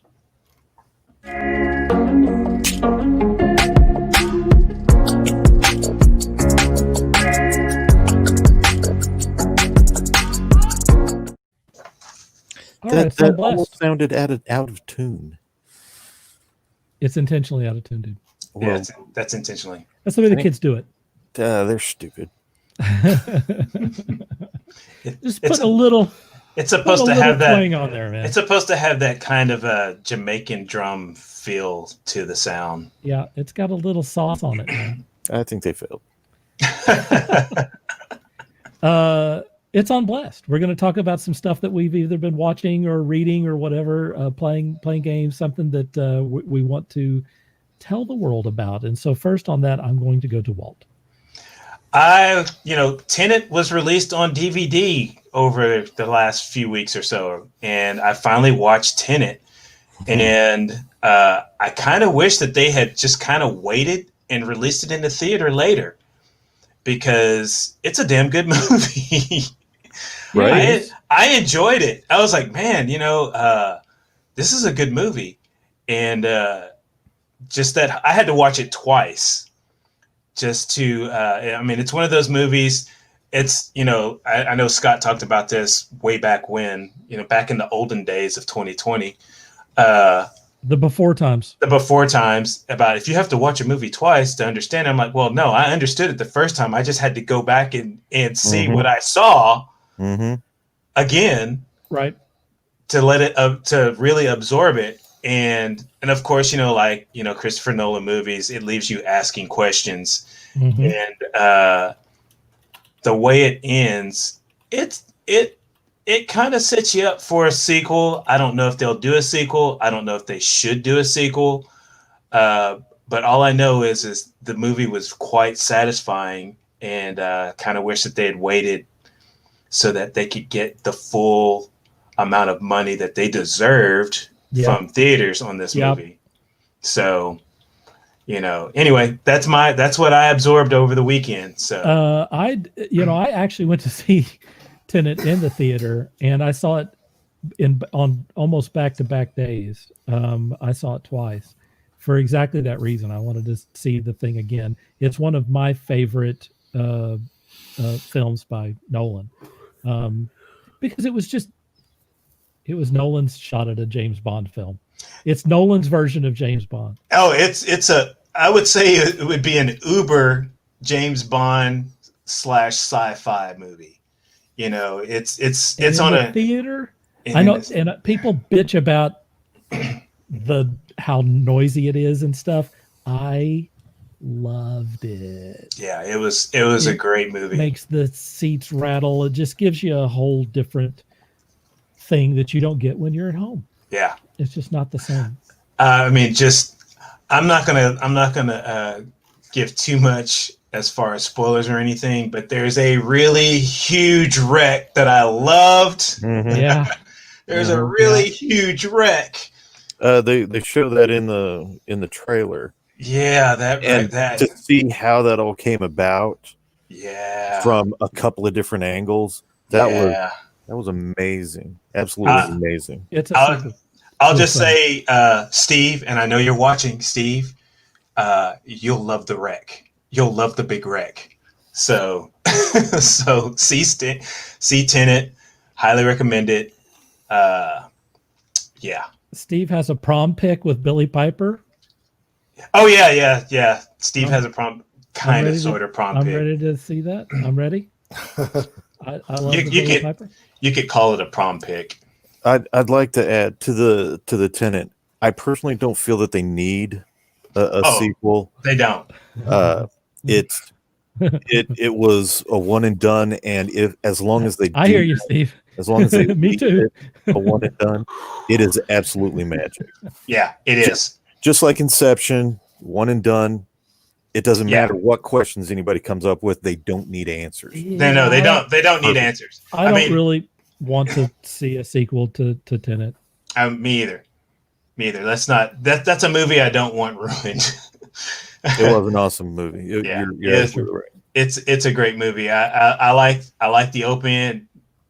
Even though the way it ends, it's definitely set up for a sequel. It's still open ended, and so I like the lingering questions. Kind of similar to District 9. There's a theory about that. And Total Recall, the first one, was it a dream? Was it not? Right. Yes. Yeah, yes, I like the if remake. they don't answer that. There's a theory about the little kid that's in Tenet. Oh yeah, I think it's very interesting. Yeah. If you see that, think about that little kid and maybe who they might become. I don't know. I haven't seen the theory online, but that was my theory after I watched the movie the second time. That was my theory. Yeah. And I'd also like to add, I didn't give Robert Pattinson any credit whatsoever, and he really did impress me in this. He was good in that movie. He was really good. He was in that film, and very different from any other way that I've ever seen him. And then after seeing him in Tenet, I was like, okay, I want to see him as Batman. I want to see how he handles Batman. Agree. Absolutely. I agree. So, he won me over too. Yeah. Yep. I agree. Yep. All right, Sean, you're up. You're on blast. Okay, a couple of things. First off, I watched. I shouldn't. I had already seen the entire series, but I introduced Dirk to a new show that if you haven't heard of it or you haven't seen it, I highly recommend.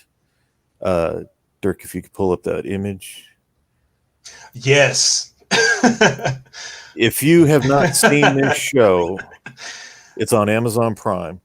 Oh, You are starving yourself of absolutely one of the most peak points of entertainment. Sean, Cartoon Network ran this on Did Adult they? Swim 2 years ago. I asked if that was on Adult Swim Yes. All because right. it felt like an Adult Swim show. It's Oh, absolutely does this have live actors? Yes. yeah. Oh, yeah. Gosh, is it by the Eric and John? No, No. Eric and Tim and Eric. This Oh, actually gosh. comes out of comes out of Australia or something like that. This is an It Australian is out of Australia. program, All and right. it is magnificent. This show is magic. Pump, if you're watching, this Yes. is your show. You created this show. You just don't Watch know it. it.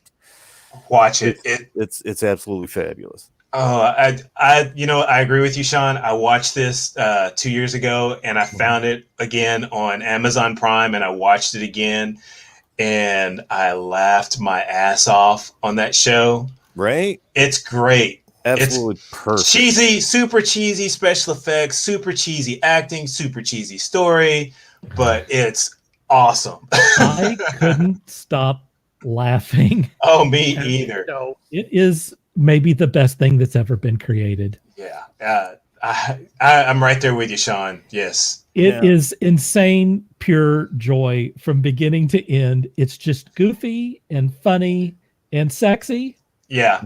And What's the favorite? really- What's our favorite line? And kill And- Hitler. And of course, yes, your priority is the bad guys are not. kill Hitler. Yeah. It's like a 60s spy show, Yeah. except it's set in World War II, and every episode apparently is them trying to kill Hitler. Yeah. the other thing I wanted to talk about, some people may have heard of this or they may not have. It is a documentary called In Search of Darkness. There you go. It was a fan produced documentary. It's about 4.5 hours of horror highlights and interviews and what have you. Absolutely wonderful. But why I bring that up is today, just today, when I got home from work, I received the sequel, Uh-oh. In Search of Darkness Part 2. I cannot tell you how excited Electric I am Boogaloo. to watch this. I will be watching this weekend and just enjoying the hell out of life. They're currently producing another documentary called what was it? In Search of the Future, I think, or In Search of Space, or something like that. Talking about the sci-fi films of the 1980s.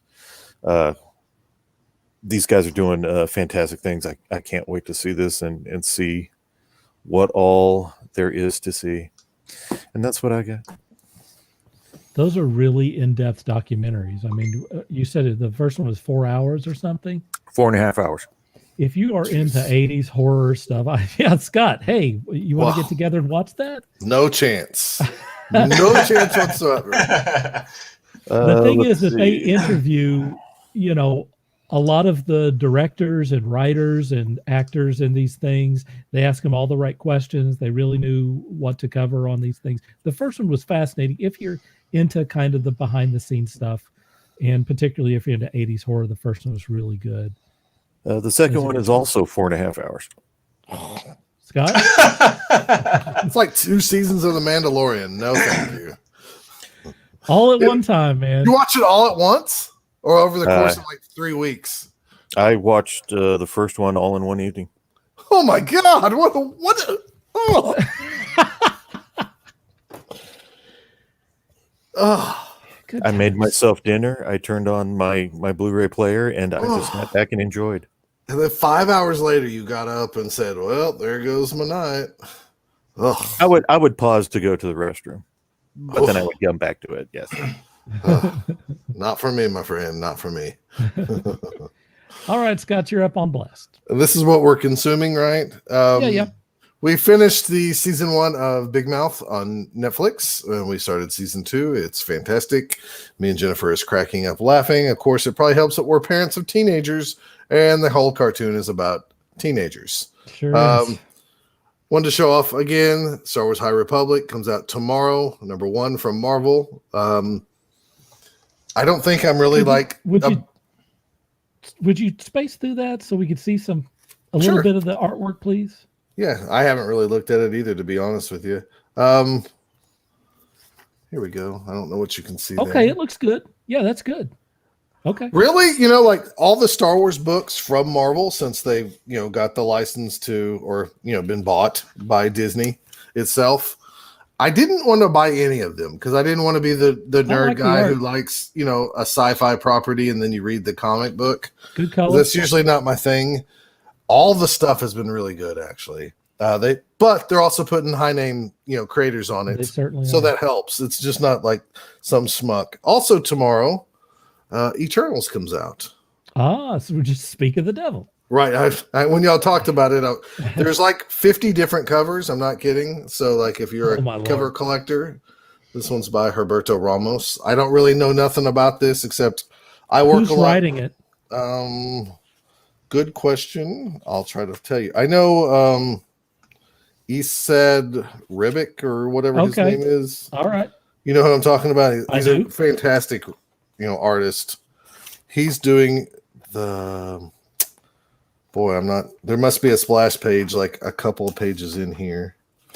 Let me see. You guys talk amongst yourself for just a second. Kieran Gillam is writing it, and he said Ribic is doing if I'm pronouncing his name right, is doing the art. The art is fantastic in this thing. Is it? It is beautiful. I'm gonna try to get to like a splash page or something here, if I can find one here. Anyways, I don't know. It's just the art and the fact that I need comics to consume while I'm at work is a big part of me buying this. It This looks is cool. something I wasn't planning on buying, but so those are some things that come out tomorrow for you. I do comic like that people. guy's art. I wanted to show off this because this is something I got a little bit after Christmas, but I saw this advertised in Oh, cool. What is that? Dark Horse comic. This is the Hellboy Christmas ornament that came out this year. All right. And it's, themed like Christmas. You see Hellboy with a Santa Claus thing. I see it. It He makes is an even- interesting Santa Claus. It is even more beautiful in person. It that is a like real. This is that- like a little statue. I don't know if it would even hang Is it- on the Christmas tree, to be honest with you. No too heavy.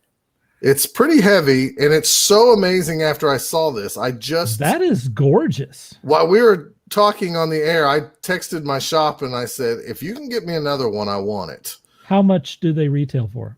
Mine was, I think, $30. It wasn't. it's it worth was that. not cheap, but it really is a mini statue with a little hole. If that's a little not ring in it. plastic, No, it's not plastic. It's poly resin ornaments. So all right. it's pretty amazing. I'm kind of a Christmas goofball I'm pretty blown away with that. I try to buy Christmas. That is pretty presents nice. for That is a lot of nice. people, and I like Christmas themed stuff because it makes me happy. I think I like the build up of Christmas more than Christmas Day itself. So this fits the theme of everything I like. So I thought I'd let you know about that. And then finally, I'm going to throw these up here. Remember our old guest that we had on the show, Russell Odom? Yeah. Yes. He actually came in the store the other day and he said, "Have you read?" I mean, I remember him because we're buddies with him and we've known him for I over know 20 you years. guys have. You guys are closer to Russell than I am, to be truthful. You guys were always closer to Russell than me. Anyways, he came into the store, The Age of Remnants. That was his Indiegogo Kickstarter thing, and that he pulled because of life's troubles. Anyways, long story short, he had to pull the campaign. Age of Remnants now is free on his website. Oh wow. I if he told me, I don't remember, but he reminded me yesterday. He's like, "Have you had a chance to go see the book?" And I was like, "I got to admit, I don't remember hearing about that. It was free." I went and read the comic. I liked it. The fact that like I get to the end of it and I was mad that it ended because when you flip through comics, when you're getting close to the end. When you're reading it digitally, I didn't know, and then I was like, "How the hell is he going to leave me like this?" So I was kind of mad that there wasn't more pages, and so I'm just letting you guys know, the thing about being a creator, you love to hear feedback, good or bad. So True. If you're out there and you enjoyed the show with Russell, or if you enjoy us, just take 15 minutes out of your life. Go read Age of Remnants #1 by Russell. It's right there. You can go read it for free.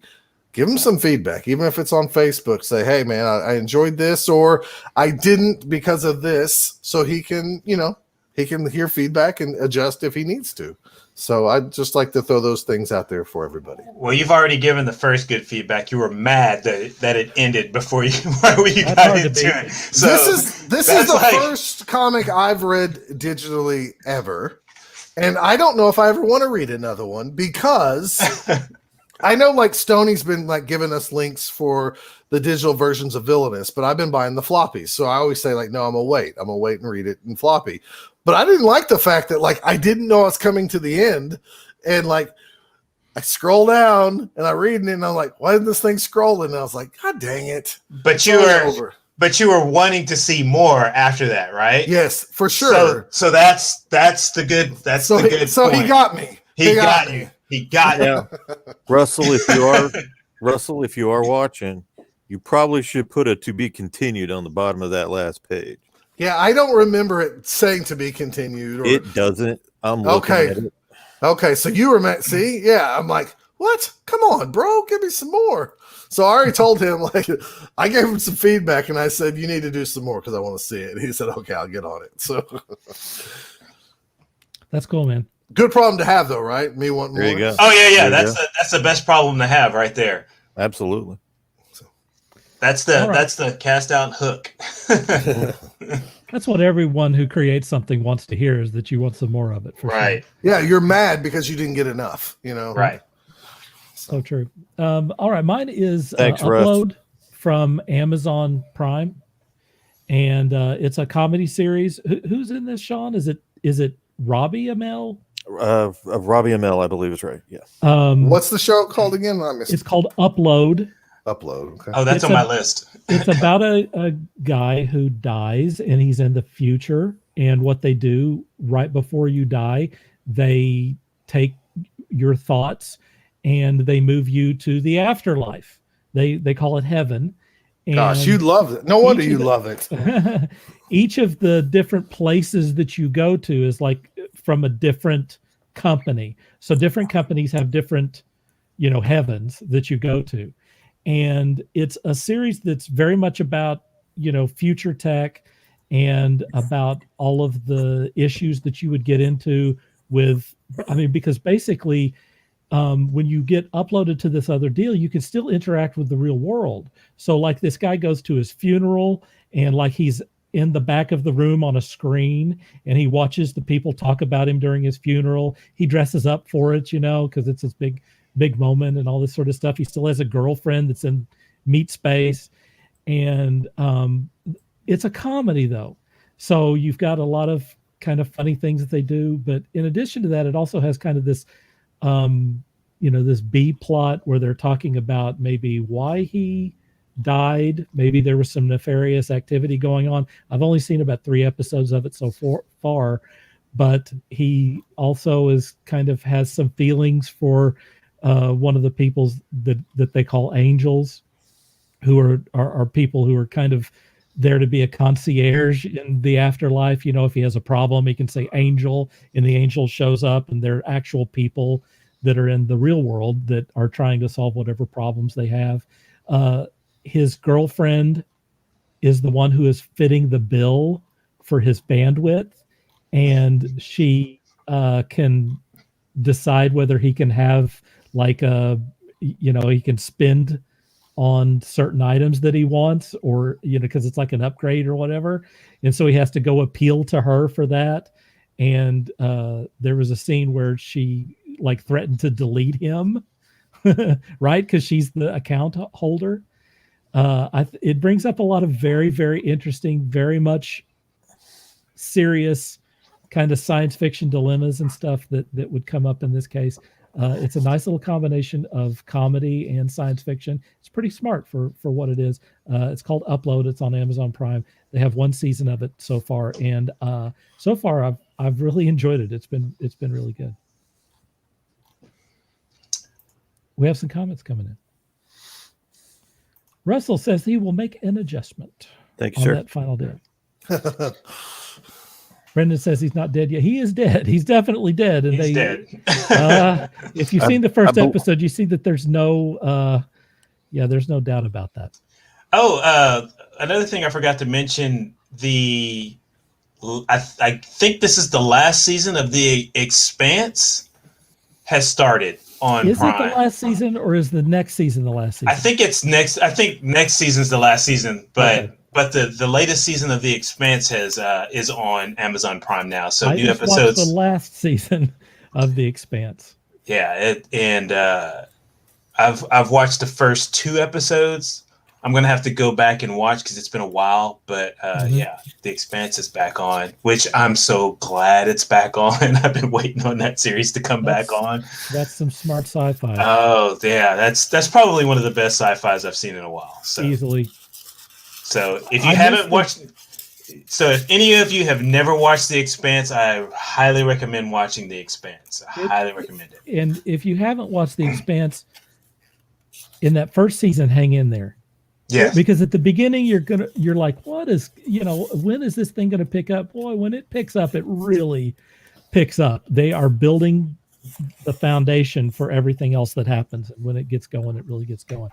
Yeah. And the space combat, which I don't get enough of in that show, is so awesome. It's so unlike anything that you've ever seen before, because it's based on physics and it is bad. It's based on true science. Yeah. It is crazy. There's no this stuff. there's no fancy looking spaceships or anything. No. These are all practical spaceships, Yeah. and when something gets destroyed, it is magnificent. It is crazy. The space battle is really nuts. So. It's super magnificent. So no laser weapons or anything like that. No, it's all pretty based in, with the exception of the actual whatever it is that they're using to travel between planets and stuff. They have some kind of well, like now, yeah, the alien energy, the alien technology. Well, no, I wasn't even talking about that. That's way off the deal. Although maybe not so much, but whatever their engine tech is that they use to fly around the solar system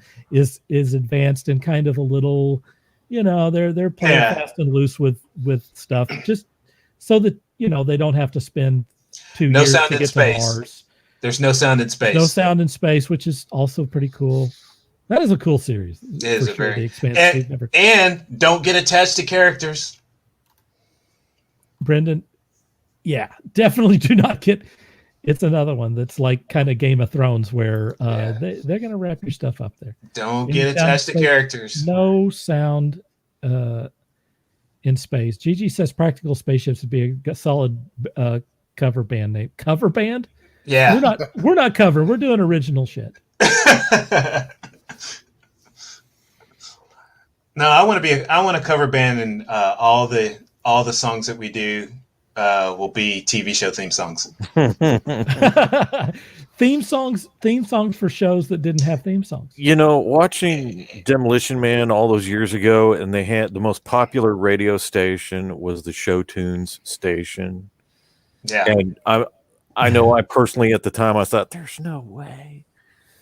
20 years later, I'm sitting here thinking to myself, I would totally listen to a Show Tune station. The only thing about the band though is that the songs would be done in a different music genre for each one. Like for instance, take for instance the guy who did the Saturday morning slow jams, where he took all those cartoon theme songs and made them R&B slow songs.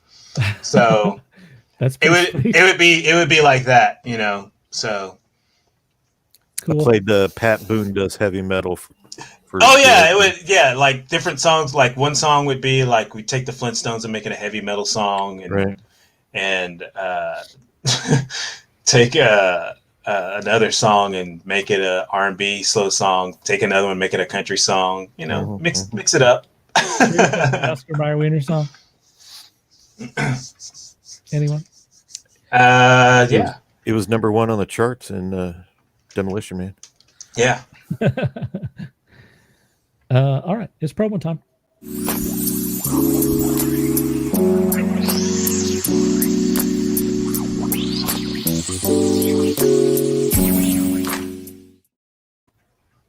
Going to Walt first.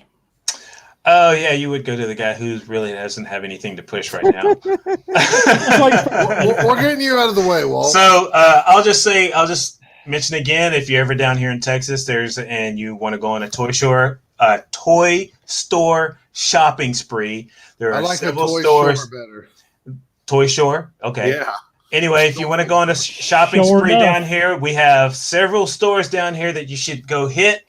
We have Retro Madness. We have the Empire Toys. We have Holocron Toys. We have Order 66 or several. And the number one store down here, Dallas Vintage Toys, all of which have Facebook pages. You should look them up. And that's what I've got to promote here for you guys. Nothing wrong there. Jerry wants the Love Boat theme song in garage punk style. That would be awesome. That would be pretty cool. We're going to Scott next. You can catch me over on Twitter at Real Scott Prime if you want to tweet at me there. You can catch me at bothdown.com where I do a Blood Bowl podcast and have for the past 9+ years for over 100 episodes. Our latest episode is an introduction episode. So if you'd like How did that go? Good. We've had lots of hits for it. We've had several individual people, like comment or email us that it's been one of the best episodes we've done in like the last 5 years. So Yeah, cool. One guy today, a guy from Australia, contacted me and said, "I've listened to it twice now, and it's your best episode ever." And just told me how the work we do on the podcast and encourage like backstory, and that it's a game about sports and violence, but it's also a sports role-playing game. He said, "This is why you guys make this fun, and I encourage everybody I can to go out and listen." And so, anyways, we've got a lot of good feedback over it, and hopefully this year with every episode we're gonna continue to kind of do a like fluffy role-playing side section of every episode where we highlight maybe a race and explain to you how we came up with our team name and why, and give you some backstory and into the universe of Blood Bowl as well. Yeah, cool. Since I got you on deck here, thanks to you last week for filling in for me, and thanks to Steve for participating as well. He was a great guest last week. Yeah, no problem, man. All right, let's get. Wait a minute, we got a comment here. Let's see what this is. Still haven't heard it yet. No spoilers. What have you not heard yet? I hadn't heard the latest episode. No spoilers, he said. Oh, Brendan, get out there and listen. Steve dies at the end. Yeah. Spoiler. But he gets like reincarnated. Didn't see that coming, did you? Reintroduced into a new Steve Campbell, who's an African American. Right. And they travel into the multiverse. Right. And practical spaceships. Lots of practical spaceships. Nothing. Very With practical no sound in spaceships. space. With no sound in space. And really, Very we're important. leading into the next 4.5 hour documentary episode of the episode. Listening to punk Sorry to versions spoil all of that. listening to punk versions of old TV show theme songs. Yeah. Right. Yeah. Good time. Yeah. My new guest is really awesome. He's a lot better than Steve. So. Ouch.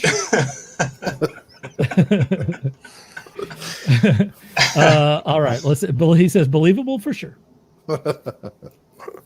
All right, Sean, you're up. Much like Walter, don't have a whole lot to really promote other than rankingstudios.com. Please stop by. I've been adding quite a bit. In fact, just updated Scott's portfolio with a bunch of new artwork. There's profiles to check out if you want to know more about us, and links to find us in other areas on there, as well as just taking a look at what we produce, what we create, and check it out. Take a look, see what you think. You updated all that stuff I sent to you? Yes. Oh man. All right. How about that? Also, don't forget to check us out on Facebook at Facebook/Rain Studios, and drop us a line there as well. Yep. It's good stuff, man. For me, also, Ranking Studios is a good place to go to. You can also go to Facebook at Dark Cooper Artworks, and I'm at Dark Cooper Plus on Twitter. There you go. For everyone who's watching us, please leave a like or share on this wherever you see it. That would be super awesome. Please don't forget to do that. I know that you guys see this thing and you comment on these things, but after if you're on either Twitter or YouTube, man, we could really use the help on that sort of stuff. Does anyone have anything that you want to say before we wrap this up? I'm all good. Oh, Happy New Year to everyone again. Happy New Year. Happy New Year. Let's not mess this one up. So far, it still feels like 2020. So we haven't improved. Yeah, yet? Wow. No improvement. Let's like I said, let's not mess this one up. Let's start working to make this one better. Can we have a better year, please? Please, I'm begging. Better year, please. I want to make a safe road trip this year. So, hey. Don't we all really want a return to the conventions? Is there any chance that we're going to get conventions this year, guys? I think maybe at the end of the year. I think about halfway through, we'll see. We're gonna these first 4 months are gonna tell a lot, right? Yep.